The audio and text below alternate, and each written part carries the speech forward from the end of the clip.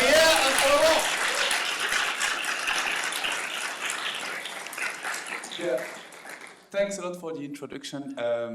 When we saw the talk from John Ingold yesterday, we knew that we were going to lose if we were in the most funny talks competition. So we decided to go the other way around and talk about some more serious topics. Thanks for being here. It's noon. It's a sensitive topic, so we appreciate that a lot. And there's some things you should know about us, and the first one is the way the French video games press presents us when they talk about us. The Depression Dream Team. Yeah, that's us basically, and the people we work with. And really, I've been thinking about that a lot, and I really don't see why. Pierre, maybe you have a hint, an explanation? Well, I'm not sure. Well, we did made a game about a Syrian refugee seeking asylum in Europe, and she might die at some point. You think it's the reason why? It can become maybe a bit depressing. Maybe, or maybe it's because we made another game about being called to the hospital because your mother is about to die, only to realize that it's about your daughter that has died in the past. Maybe it's because of that. And now that I think of it, our last release, Wednesdays, is a game about incest and child sexual abuse. Kind of depressing? I don't know, I'm not sure, I'm not convinced. Maybe it's because the future game we're working on currently is about climate change and how we are all soon going to die. I don't know. There has to be something. Actually, we understand that, and then you probably now have a question, which is, why the hell would anyone want to make video games such as those? We have answers for that. Maybe it's for the money. The first one is obviously for the money, because, you know, those are hugely profit. Oh, sorry. This was my bank. It's not for the money. No. Maybe it's because they're easy to do. Maybe. Actually, they aren't easy to do. It's first, making depressing game can get pretty depressing. Like, you have to read about depressing stuff, you have to think about depressing stuff, write about depressing stuff. And also, writing about those kind of topics it feels like walking on a tightrope a bit. Since it can get a lot of people mad really fast for a lot of different reasons. As you can imagine, if we make a game about refugees or about incest, those are topics that people will get angry about. Yeah, can get really angry fast. Yeah. So maybe it's for therapy. I put that in just for the joke, but everybody in this room who has ever worked on video game knows what a terrible hell it is to develop a video game. So no, it's definitely not for therapy. So what is left then? Well, maybe it's an occupational hazard. We both come from journalism. We were both journalists before that.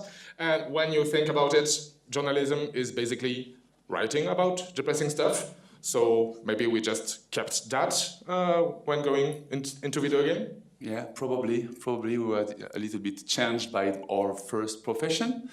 Maybe also it's personal. Let me tell you about how we find ideas for our game.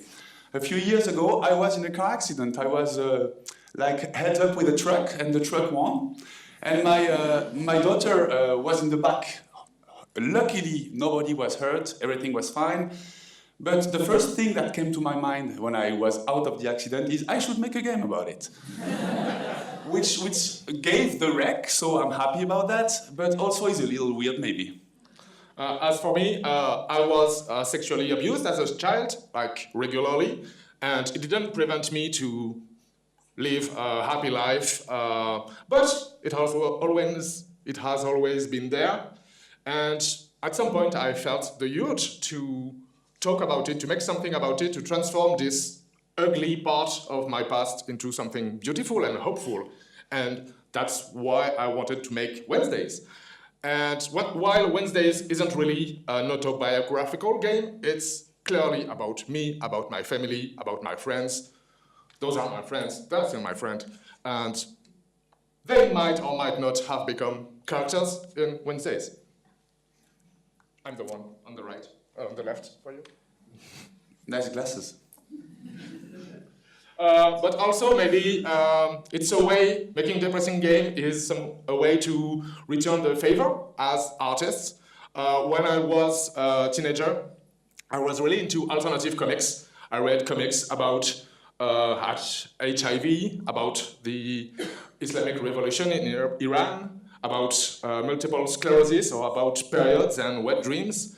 And I found all these comics way more interesting than the ones my friends were reading back then, which was One Piece. And I feel today, I feel it's my turn now to make art for teenagers or young adults of today who aren't into what their friends are reading, which is apparently still One Piece. It's been 25 years, come on.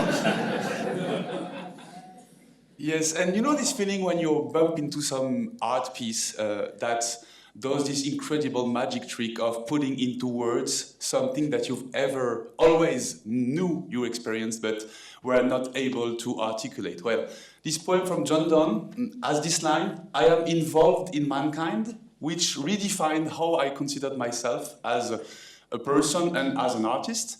And I think that if we can touch upon the idea of doing that for other people and sharing moments that will influence them and change the way they perceive life and the world around them, then we should definitely try. Doesn't mean we will achieve that, but we can at least try. Maybe also it's a way to return the favor as privileged people somehow. As I said, I've been abused as a child, but I've been kind of lucky. I lived a happy life. My parents believed me when I talked. My ancestor, my abuser, didn't deny anything when I confronted him. I'm the lucky few. I'm the 1%. And it puts me in a good position to talk about this subject. It doesn't mean I have to, but it allows me to do it, and maybe I should do it. And the same goes for Bury My Love, for instance. We couldn't make a game about Syrian refugee if we weren't in the comfort of Western Europe, to be honest.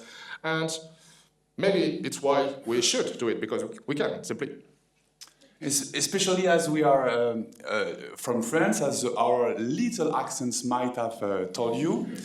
And there are public funding systems in France that are pretty efficient, and we even have a private publisher as Arte, who's basically public money turned into magically private money, so you can get more public money out of it. Great scheme. So we are very much privileged, and at the least we can do, we think, is try to use some of that privilege and some of that platform to talk about those moments in life where you feel like you're very much alone. Also, maybe it's just because it feels important to us. Let's be honest, the world is burning right now, and we won't fix it by looking away. I kind of feel we need less distractions and more action, less escapism and more... that was the hard part of the talk. It's less escapism and more change. Yes. And less power fantasy and more hope. And that's what we try to bring on the table, hope. And also, making video games takes a really, really long time. Maybe 1 or 2 years if you're lucky, maybe five or 6 if you're like us.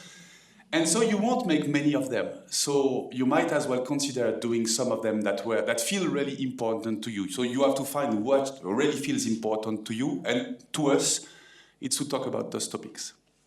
And also maybe we're just pretentious and smug. After all, we are French, so we are legally obligated to be pretentious, or else we dissolve. So yeah. Okay, but then how do we make depressing games? Yes, how? We don't really know how, but we will give you some of the points that we try to respect every time we work on a project. First one is to document yourself. Here's a little picture of a fraction of the pile. Yeah, it's not, yes, that was not a picture. Anyway, a fraction of the pile of documents that I gathered for our new game, Ithaca, about climate resistance, because I told you it was about us dying from climate change, but it's actually about us trying to fight climate change on our own terms. So it's a tiny bit of the documentation, and I think it's just important to get your shit straight and really know what you're talking about. If you're going to be depressing, it might as well be really, really depressing with the facts backing your claims. Another way to know your subject is, of course, to talk with people who know the subject, even better if they are really concerned by the subject. For Bury My Love, for instance, we worked with Dana, who is a young woman who fled Syria to seek asylum in Germany. She was the inspiration of our main character, as you can see on this picture. She told us her story, of course, but most of all, she was there during the whole production. Every time we had a question, we just ask her on WhatsApp. It could be serious question like how the monitoring by the government works in Syria, or silly question like what TV show did you watch when you were a kid? And also she read all of the things we written and tell us what felt right, what felt wrong. So that's how we made the game better, and we tend to do this for every game we make. And also you might want to consider that you're not making games for true gamers. Because, yeah, that's not exactly what they expect of video games. You're making games for people that you know and that don't know video games. I like to talk about the fact that when I first encountered my daughter's friends' parents at school, I told them I make video games. So the first reaction they had is, so you are the person who make our children stupid. Said, no, not really, because I made specific video games that are a little bit different from the video games that you usually see your kids playing with. And I explained that to them.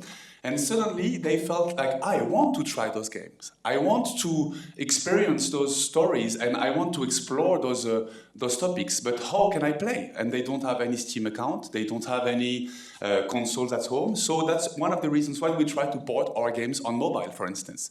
We try to be as accessible and as easily reachable as possible. And also, we try to make games that don't require skill. If you want to talk about a serious topic, it's already hard enough like that. So you might as well be sure that anybody can play it. And for me, for instance, in Ithaca, it's a road trip game, but most of the game happens with an autopilot. So you don't actually drive the car, which makes it significantly easier. And my personal crash test is my mom. If my mom is able to finish the game I've done, then it's good to go, it's good to ship. Another way to make game for people who don't play games is to make the game that don't look like games and make games that look like other stuff, other media, stuff that is less intimidating and more familiar. For Bury Me My Love, for instance, we made a game that looks like chat messaging app like WhatsApp. If you know how to WhatsApp, you know how to play Bury My Love. For Wednesdays, we made a game which looks like a graphic novel with a speech bubble and all. And that way, if you're a comic reader, you might get drawn to the game. And also some tips about your position as a creator. The first thing you should know is that it's not about you. You're trying to convey a story that is important. That's the reason why you decided to make a game about it. So you have to forget about yourself and you have to think about the reason why you're making the game and what you want to convey with the game. Also, we are not super bright. We don't have, we're not experts of the topics we're talking about. We don't have all the answers. So we just don't give any answers in a game. What we do is ask questions and let the players find their own answers. But imagine for a minute a world in which we would be actually intelligent. I know it's a stretch, I know it's not easy, but imagine. Even then, there's no need to be assertive. There's no way you will talk about something that's complicated and say, this is the way you should feel about it. This is the way you should think about it. This is the way you should act about it. We're not making serious games. we're making games that ask serious questions and let players figure out the answers for themselves. And then it's also about you. Let me illustrate what I mean with one example. This is Fanny, she's my daughter, now she's 13, so it was a long time ago. For her fifth birthday, she didn't want a birthday cake, she wanted a birthday pizza. And I found that amazing. She wanted specifically a 5-cheese pizza, because in France we put 5 cheeses on the pizza. I had a pizza yesterday, and there were only 2 cheese, maximum cheese. Yeah, in England it's only 2 cheese. Cheddar and that white tasteless cheese, nothing more. In France it's 5 cheese, sorry. I found that beautiful, and that added to the pile of the many reasons why I absolutely love my daughter. And when it came the time to work on the Rec, which is basically a game about the biggest fear in my life, the possibility for a parent to lose a child, I decided to put that in the game. I decided for the fictional daughter of Junon, who died 5 years before, and who comes back to have a conversation with her, to mention that birthday pizza. Because I think that if you want to connect with people on very complicated topics, you have to be intimate. You have to be involved in your storytelling, and you have to be ready to open up and to share something intimate, because it will connect with people. Yeah, you might think, oh, but this is too weird, people won't get it. Yeah, people will get it. There are a lot of people on this planet. You're not that unique, sorry. Your experience is other people's experience. They will get it. As an example, this is a scene from Wednesdays. I won't get into detail, but this scene almost got cut because I thought nobody would get it. I thought it was too personal, too specific, too weird. Even I weren't really sure what the scene was about. It was about some kind of feeling, but I couldn't even name it. But I gave the scene a chance, and I showed it to playtesters, and they loved it. They got it, of course, and even more, it was one of their favorite scenes. And you need to know that back then the scene looked like this. And they got that. They understood that. We should have stuck with that art style.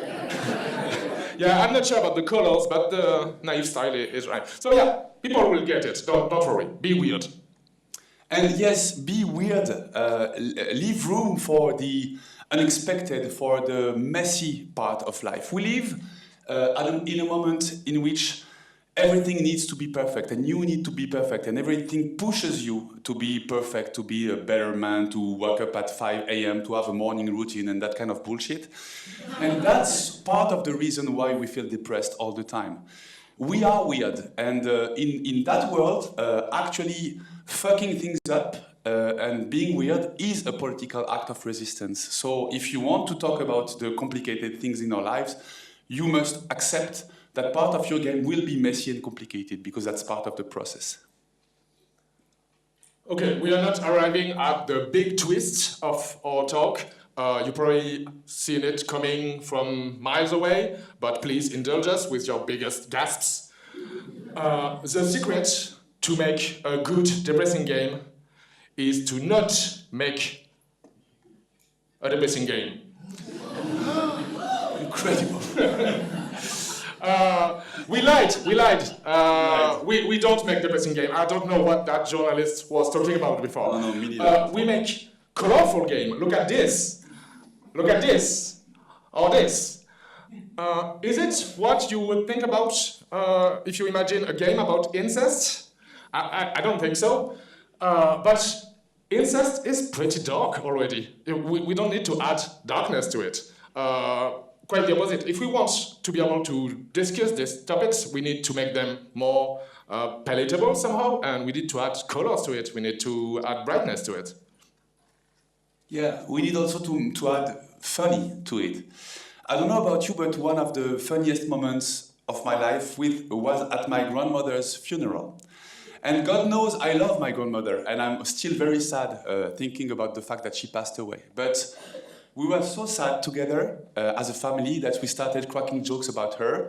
And it was just one of the best times, one of the best ways to say goodbye. And as allegedly Boris Vian, because it's been disputed, would say, but I don't care because I love this quote, l'humour et la politesse du désespoir, which means humor is the politeness of despair. So if you want to be despaired, okay, but also be funny, because that's all that is left when you face death. Because death is fascist. Death doesn't leave us with any choice, so we might as well make fun of death while we can. Here's a goat.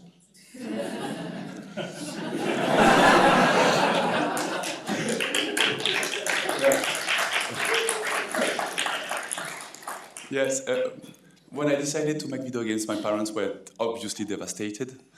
But I promised my dad one day I will give a talk and I will put the word catharsis in it. So that's the point, that's the whole point. If you want to make games about the darkest places and the darkest stories and the darkest things that happen in the world, you need to keep hope as a design principle. You need to make those games about ultimately leaving your players hopeful instead of completely depressed. Yeah, our goal isn't to make the players feel bad. It's to make the players feel good, or at least better. And it works. After the release of our last game, Wednesdays, we received countless of messages, emails, reviews, Steam reviews from other survivors telling us how much the game helped them, how much they felt seen, sometimes for the first time. They told us it gave them the strength to talk for the first time or to seek help. That it gave them hope in the future, in their own future. So seriously, that's the best kind of reward we can get. Oh, there's a new Steam reward review. I'll read it to you. You sick fuck, how dare you make a game about this? No, this is not this one. We got another one. there There are other ones. Yes. Ultimately, in the end, what we wanted to convey with this talk is we want to make games about that topic because that's what makes us get out of bed in the morning. We think that talking about those topics will make us feel less alone, but also will make other people feel less alone. We think that it allows us, the community of players and the game makers, to be involved in mankind, as John Donne would say. And yes, the world is sometimes shitty, and yes, people are sometimes shitty, but we would like to remind you that even in the shittiest, darkest, more complicated situation, there's always place for hope to rise, and we should never forget that, and we should tell that to ourselves as a community. Thank you. Thank you.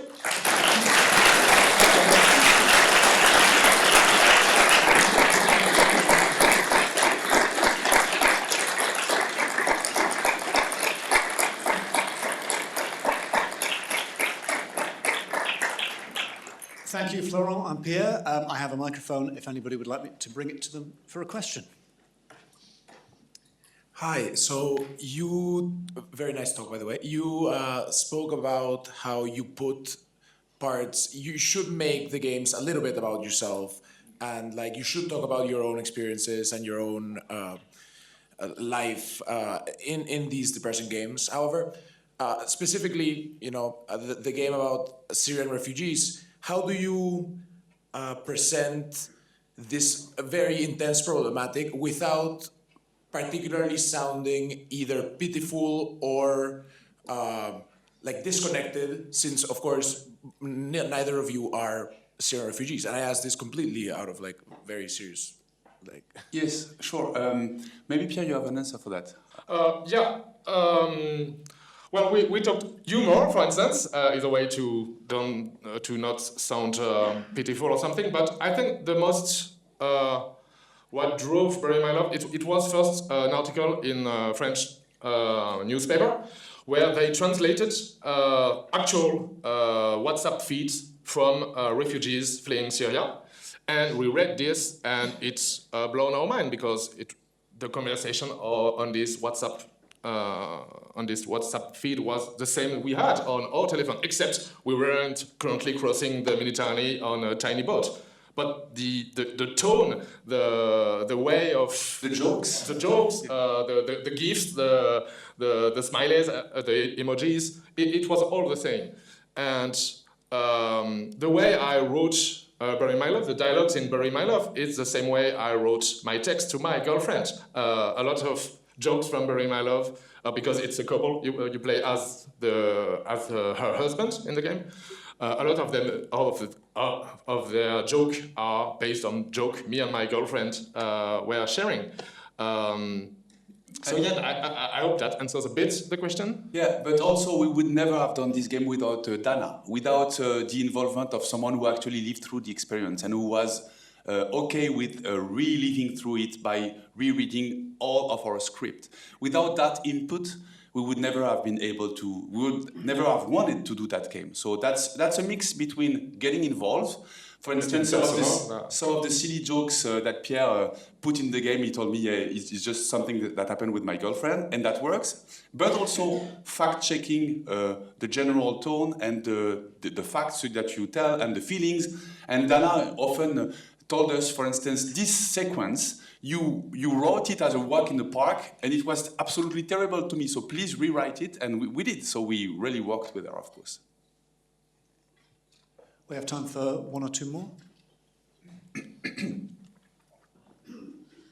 So you're clearly very inspired by other types of media like journalism and comics and graphic novels. So I'm curious what it is that draws you to games specifically for these kinds of topics. Good question. He hired me once to work on a game. It's all my fault. And I just wanted to please my parents. Yeah, for me, really, I got into games with the game jams, the little games made from game jams, and I made my own little game in game jams. That was my path to game, and then, yes, seriously, it became professional when Florent asked me to write for Bury My Love. I think that games have this incredible thing that they cannot exist without the player. So I consider them as a discussion, like almost sometimes a rhetorical discussion, but a discussion still. When you ask Super Mario what happens if I press B, the answer is he jumps. And what happens if I fall into the hole, the answer is you should not fall into the hole. So once you understand that this very specific grammar is only possible through games, it's super interesting to know how to harness that, to talk about the real world and not just about fantasy. So basically that was the intellectual challenge of trying to master the specificity of games to try to talk about the real world. I have another more trivial answer also. I always wrote. I wrote novels, little short novels, stuff like that. I tried to write comics and stuff. And when I wrote my first video game in game jam, a Ludum Dare, and it was written in English, which weren't my first language, and people were all like, "Wow, it's so well written," and it was back in 2010, and the bar was low in video game. Video game writing was shit. Not all of it, but it wasn't great. And I think I was lucky to be there at that moment, and people think my writing was good, and it was, of course. I will keep doing video games then. There's less concurrence. Not concurrence, competition for writers there. You saw an opening and you jumped into it. Yeah, good. Oh, I think we have time for one last question. Could you pass this along, please? Thank you. I'm not even sure how to ask this question, and please feel free to tell me to fuck off. How do you even get the courage, the ability to stand in front of a room full of people and tell them you are a male victim of child sexual assault? It just blows my mind. Well, it's been a process. The first time I did it was at Amaze in May. Yeah, 6 months ago. I cried after, not during. So I'm getting used to it, but also I've been working on this game for 3 years now, after solving my own problems, my own story. To me, when I started working on the game, to me this story was behind me. I had closure already on it. And then it's been I've been talking about child sexual abuse, about my story, for 3 years nonstop to a lot of people, and I guess I got a bit used to it and built some kind of. But especially as a man, because if there is a discussion, the discussion goes a little bit towards girls that has been assaulted. So it blew my mind just when this is where it started, that a man is so brave, essentially. Oh, thank you. But yes, when I first, because before Wednesdays, I made small games about this, more autobiographical, and I released on the internet first anonymously, then less anonymously. And yeah, a lot of mail came to see me to say, oh, this is so great to read that I'm a victim too, and I don't know. I'm pretty sure the stats we have on child sexual abuse are very wrong for males. Underreported. Yeah, underreported. But yeah, I know that since I talk a lot about it, people talk to me about it, and I hear a lot of stories, and I don't know, half of my friends have stories like this.